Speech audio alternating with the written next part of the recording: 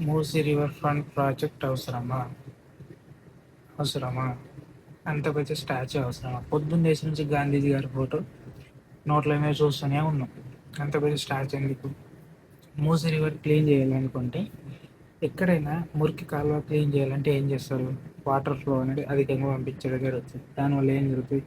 అది క్లీన్ కావడం జరుగుతుంది. ఎక్కువ నీరు ఉండడం వల్ల ఖనిజాలు అంత అంత ఈ గలీజ్ అంతా అందులో కలిసిపోయి అనేది మొత్తం స్ప్రెడ్ అయ్యి ఆ చెత్త అంతా భూమిలోకి వెళ్ళిపోయి మొత్తం క్లీన్ కావడం జరుగుతుంది. అయితే అంత పెద్ద మూసి అనేది క్లీన్ కావాలంటే ఆ వాటర్ అనేది, గోదావరి నీళ్ళు అనేది ఫ్లో అనేది అధికంగా ఉండాలి.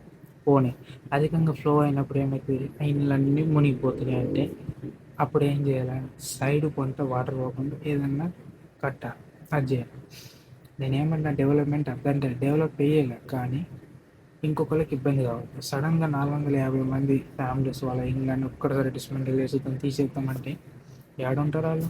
సడన్గా మీ ఇల్లు కూడా రాజకీయ నాయకులు వీళ్ళు ప్రజలందరూ ఊళ్ళో కొట్టేసి మీరు కూడా ఎల్లుర్రు అంటే కరెక్ట్ ఉంటుంది? ఉండదుగా. సో గవర్నమెంట్కి రిక్వెస్ట్ చేస్తున్నాం ఏంటంటే, మూసీవ ప్రాజెక్టు చెయ్యరు కానీ డెవలప్మెంట్ చేయరు, కానీ ప్రజలకు ఇబ్బంది ఉండదు. దాంతోపాటు అంతమంది అంత 450 మంది ఫ్యామిలీస్ అంటే వాళ్ళు ఎన్నో ఆశలు పెట్టుకొని ఉండడం జరుగుతుంది. సో వాళ్ళందరూ లైఫ్ స్పాయిల్ చేయడం జరుగుతుంది. ఈ గవర్నమెంట్ వచ్చి నుంచి డెవలప్మెంట్ లేదు, ఏం లేదు, ఉద్యోగాలు లేవు. దాంతో హైడ్రా అనుకున్న కూల్చివేతలు ఉన్నాయి. అండ్ దాంతో ఇది ఒక పంచాయతీ. తెలంగాణ రాష్ట్రం అమ్ముడు పోవడం జరుగుతుంది.